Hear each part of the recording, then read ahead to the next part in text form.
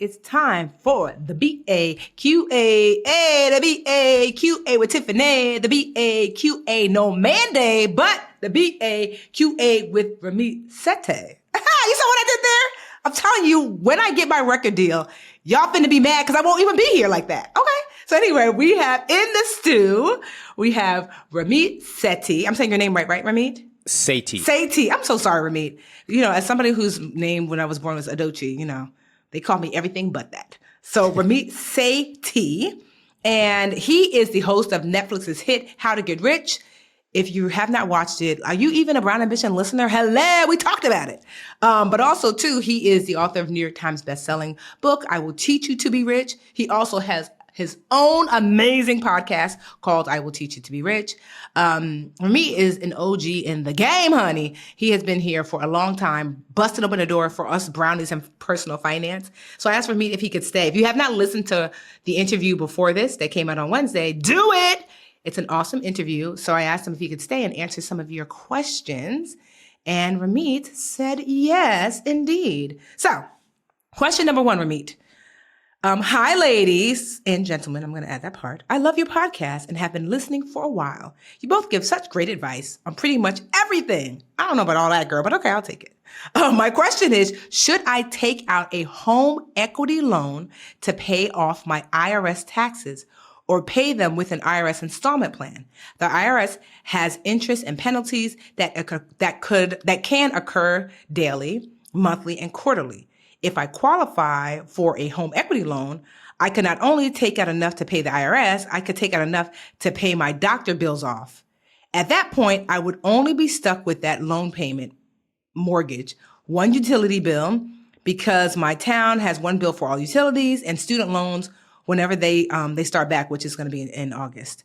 My husband and I have vehicles that are paid off. The IRS total is $16,000 and doctor bills are $8,000. We have a mortgage and 2 kids. I am not willing to use my 6-month emergency fund to pay the debt off. That's another question. Am I wrong for not using my emergency fund to pay off debt? That's funny. Doesn't want to use an emergency fund for emergencies. Okay, that's not funny. I hope you can both help a sister out. So this is actually a really good question, Ramit. It is a good question. What do you think? So first off, there is no right or wrong answer to this. I'm going to tell you how I would think about it. I find that when people have debt, they often will do everything except attack the debt.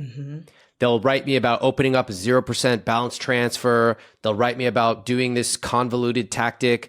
And what I really want to hear from them is, how much do you owe? How much can you aggressively pay every month? And when will it be paid off? So could you do a home equity line of credit? You could. Would I? No. What I would do is I would call them up. I would say, how much do I owe?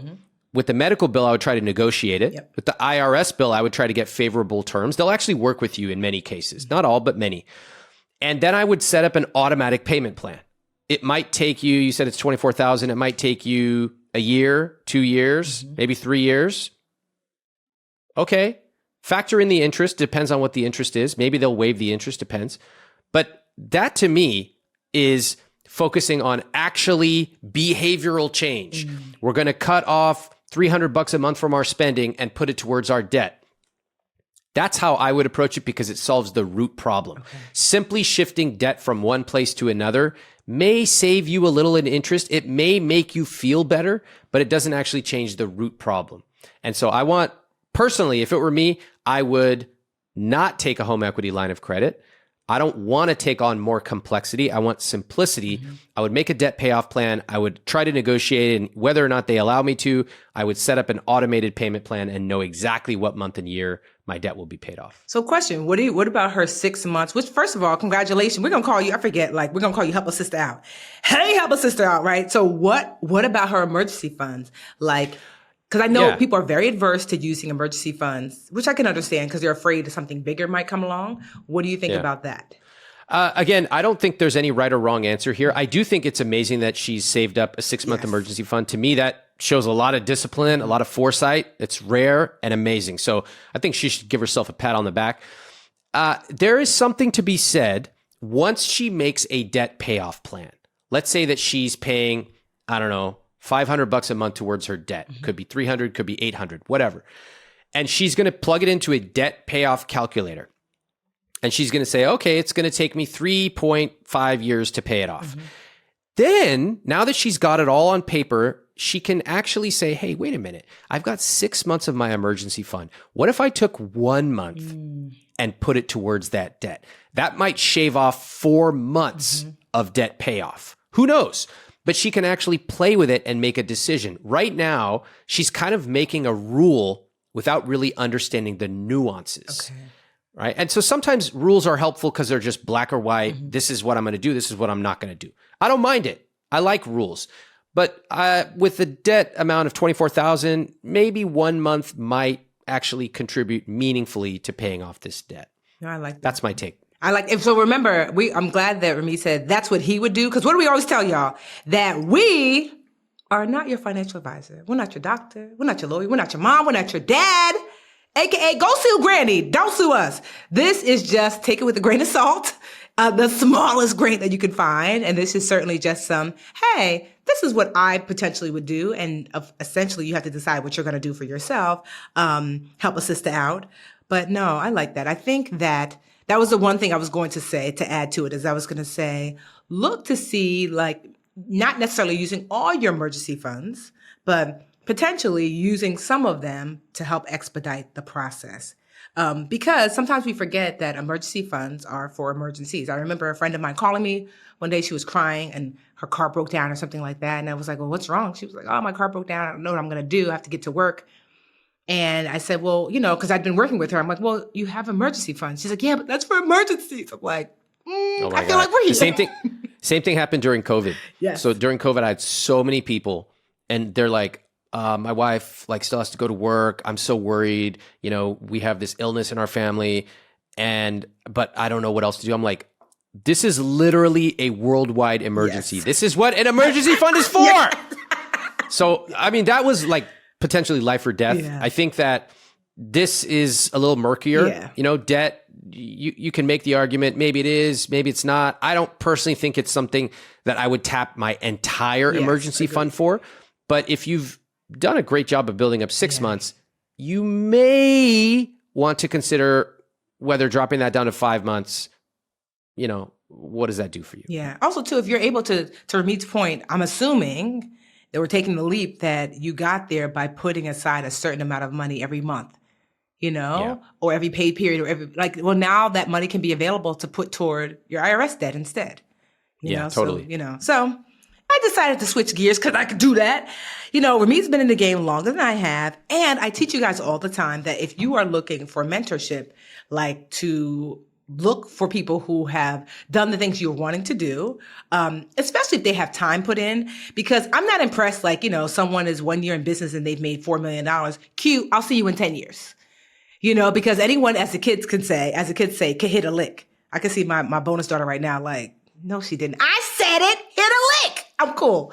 Anyway, so anyone can hit a lick, but it really takes knowledge. It takes fortitude. It takes consistency to be in business year after year after year after year. And so I'm going to lean into the wisdom of Ramit, and not necessarily ask a financial question, but a business question. So I am in a real, I don't know, I'm in this weird place where I don't want to do as much work as I used to do. And I'm not doing as much work as I used to do, Ramit, just because I'm just I'm over it. I used to work all the time. I have a number of companies, one of them, Brown Ambition with Mandy, which we have fun, our podcast, and I love it. I want to keep it. I have an online school, the Literature Academy. It does well. And I hired a CEO, thank God, so I don't have to do the day-to-day running. And then I have my personality brand, The Budgetnista, which is the business of Tiffany.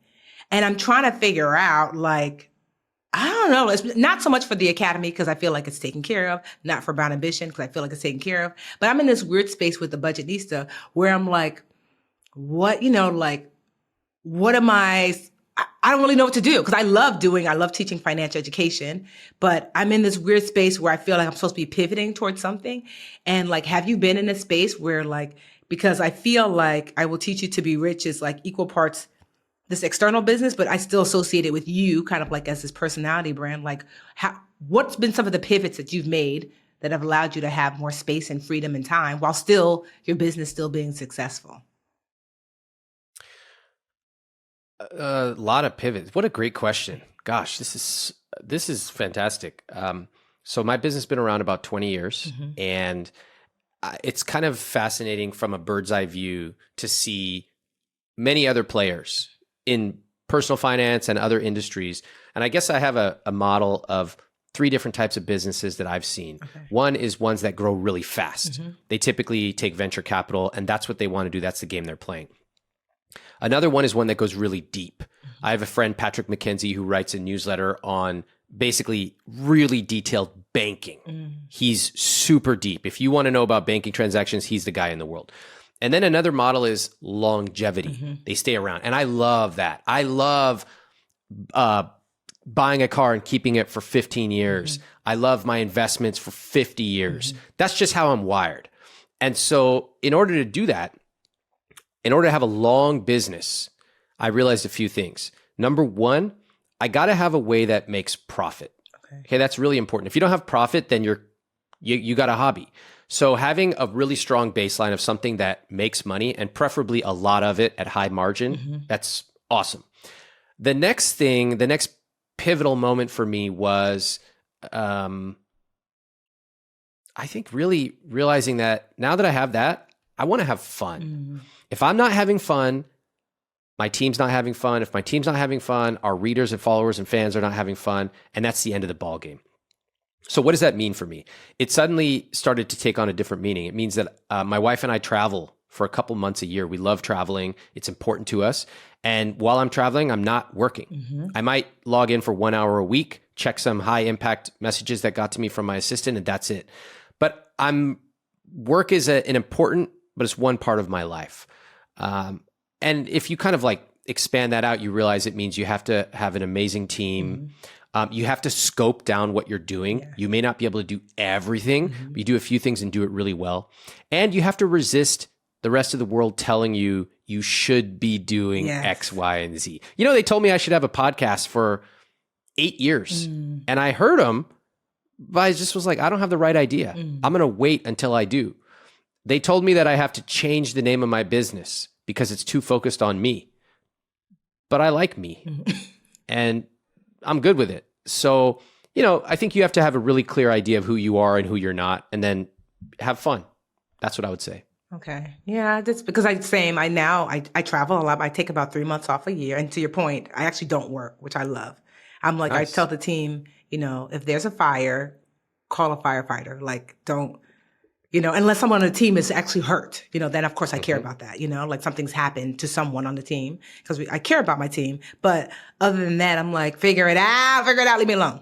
And so I've just been like, you know, because that was one of the bigger things I said, like, I want to focus more on how do you actually want to live, Tiffany? And then, because for the longest time, it was like, what does the budget needs to need? And then I will fit Tiffany around what that business needs, you know? And now it's really like, really Tiffany focused. I used to take my laptop with me, like to the grocery store. Like I had it, because I'm like, you never know when an important email is gonna, and sometimes my phone is not enough. And now I'm like, I can't remember the last time, like, I mean, my laptop, I don't even bring it with me when I travel because I'm just like, why? Unless I want to watch a movie. You know, so I love that.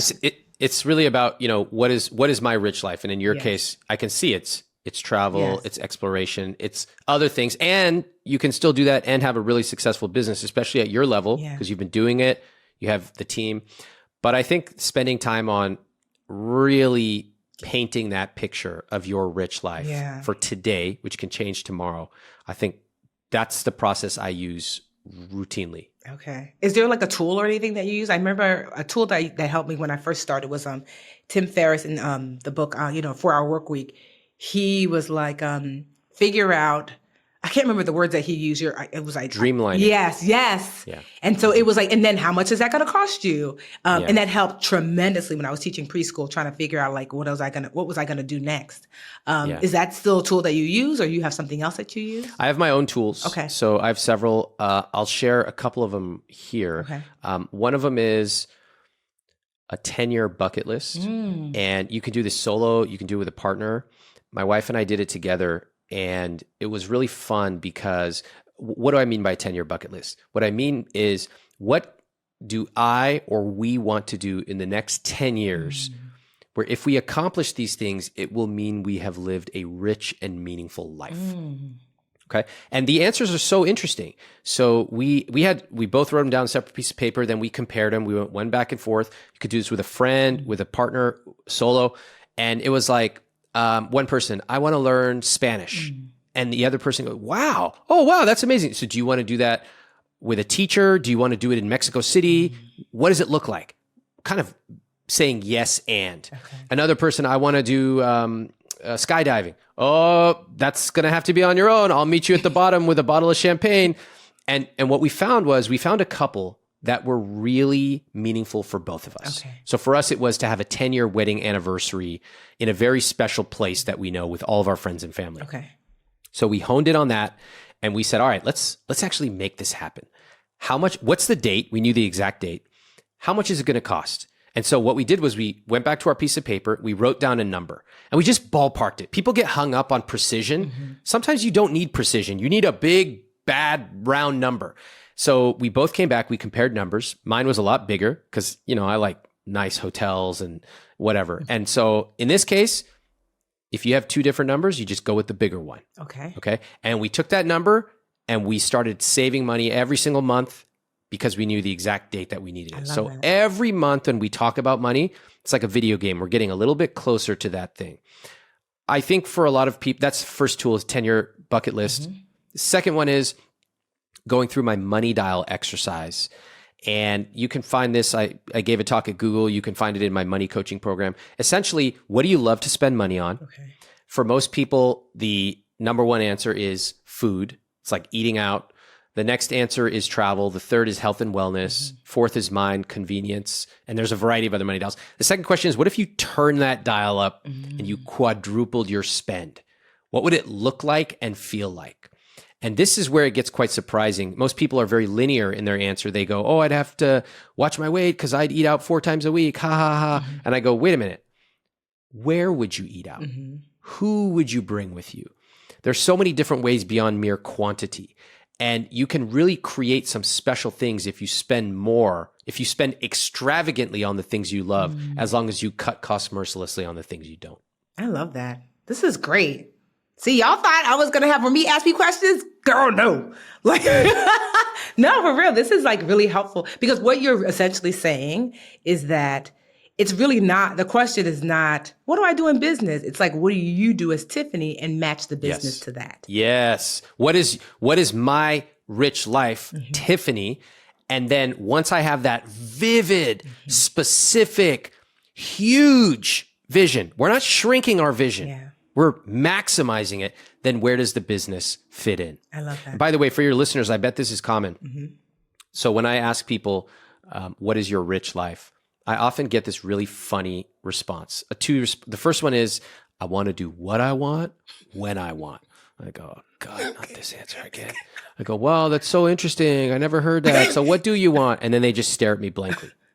They never thought about it. Think about it. We go to work. We answer 10 million emails. We save our money. We listen to this podcast. And then what's it all for? We never even thought about it. What a waste. So that's the first one. The second one is, sometimes they'll tell me something like, I really want to have like a beach house. I go, wow, that's really cool. Tell me more about that. And then they do this. They go, well, it doesn't have to be a big beach house. I mean, it doesn't even have to be that nice. I mean, it doesn't even have to have a roof. I mean, even 3 walls is fine. It's fine. It's just a little one. I go, why are we minimizing our dreams? Yeah. This is your rich life, not your worst life. You're telling me you need a 3-walled beach house with no roof? That's your rich life? And really what it is we minimize ourselves. We are taught that it's not okay to dream big, that we have to shrink ourselves because society won't allow us to dream big. I don't want that shit. Yeah. I want to hear your big, bountiful dream. And now, maybe you want a huge beach house in Malibu. All right, that's going to cost $20 million. Probably unrealistic for the vast majority of people. Yeah. Fine. But how about renting it for 4 days? How about that? At least you can taste it and see. Or maybe it doesn't have to be a $20 million house. Maybe it can be more modest. But let's at least start big. Yeah. And then we can figure out the numbers from there. No, I love that. Because you're right. So many of us, how can you accomplish a thing where even in your own dreams, you curtail yourself? Yes. Which is crazy. Oh, well, Ramit, could you tell us a little bit more before we kick you off? No, I'm just joking. Tell us more about Netflix. Like, where can people, well, obviously on Netflix, but tell us more about your show, what they can expect, and where they can like connect with you further. So the magic part of the show, How to Get Rich on Netflix, is that I didn't know anything about the guests that I worked with before I met them. The only thing I knew was their name, and I had all of their financial documents. So you follow me as I'm looking at their documents and I'm trying to guess, who are these people? What's going on? What might be the problem? So I can see, for example, someone who had a lot of debit card transactions at 1:05 in the morning. I go, oh, this is probably a young guy who likes to go out. I recognize that type of spending. I know that from my 20s. And, I see somebody else who has a bank account at a private wealth management bank. I go, okay, this person's wealthy. Maybe they have an inheritance, maybe high income, etc. And then we try to figure it out together. So that is the show, How to Get Rich on Netflix, and my podcast where I talk to couples about money called I Will Teach You to Be Rich. And your New York Times bestseller. Yep. I Will Teach You to Be Rich. Yes. Exactly. No, it was so awesome to have you on. If you missed the Wednesday show with Ramit, go listen to it. That's your homework. Like I said before, if you have questions that you want to ask myself and Mandy when she's back from maternity leave, the baby is so cute. If you're not following her, Mandy Money, on social media, you're missing out on all the cuteness. But if you've got questions, you can ask them at brownambitionpodcast.com, brownambitionpodcast@gmail.com, Brown Ambition Podcast on Instagram, slide into the DMs, or the BA Podcast on Twitter. We answer your questions every week. Thank you. Until next week. Bye. And thank you again so much for me. We really loved you here. Thank you. Hey, BA fam. We're on YouTube. Woohoo. Thank you so much for watching. Please like this video and subscribe to the channel. And while you're at it, why don't you go over to that little bell icon and just tap that for us. Show the BA fam how much you love us. And that way you'll also get notifications when new videos drop. Also, share the channel with a friend. We're always like, tell a friend, tell a friend, tell a friend. And thank y'all so much again for all the support.